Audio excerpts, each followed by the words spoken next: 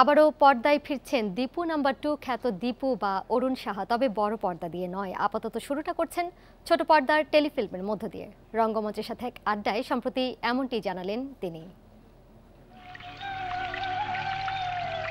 মোহাম্মদ জাফর ইকবালের কিশোর উপন্যাস অবলম্বনে মুর্শিদুল ইসলাম ১৯৯৬ সালে নির্মাণ করেন চলচ্চিত্র দীপু নাম্বার 2। ছবিটি মুক্তির পর দীপুকে যেমন দর্শকেরা পছন্দ করেন, ঠিক তেমনি দীপু চরিত্রে অভিনয় করে কিশোর অরুণ সাহা জিতে নেয় জাতীয় চলচ্চিত্র পুরস্কার। ভেতরে আসতে পারি স্যার? না। তবে কি পরে আসবো?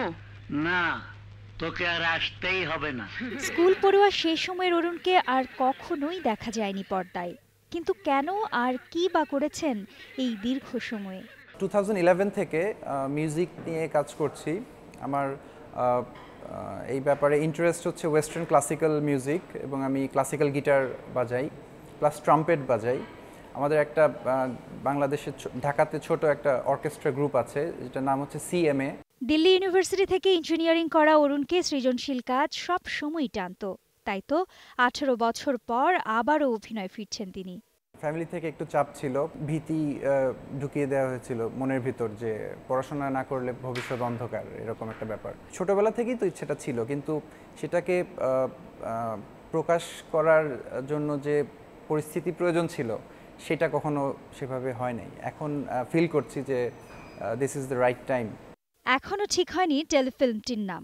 মে মাসের মাঝামাঝি সিলেটের শ্রীমঙ্গলে শুরু হবে শুটিং। যৌথ পরিচালনায় টেলিফিল্মটা হচ্ছে। ওদের নাম হচ্ছে সুমন ধর এবং নিপু ফারুক। ওনারা যখন যোগাযোগ করেন আমার সাথে, তো I was really happy, excited যে কাজ করার সুযোগ পাচ্ছি।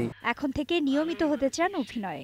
নাটক কিংবা সিনেমা সব মাধ্যমেই ভালো কাজ পেলে করতে চান সানন্দে। তোর মা? Tabina Shabnam, independent news.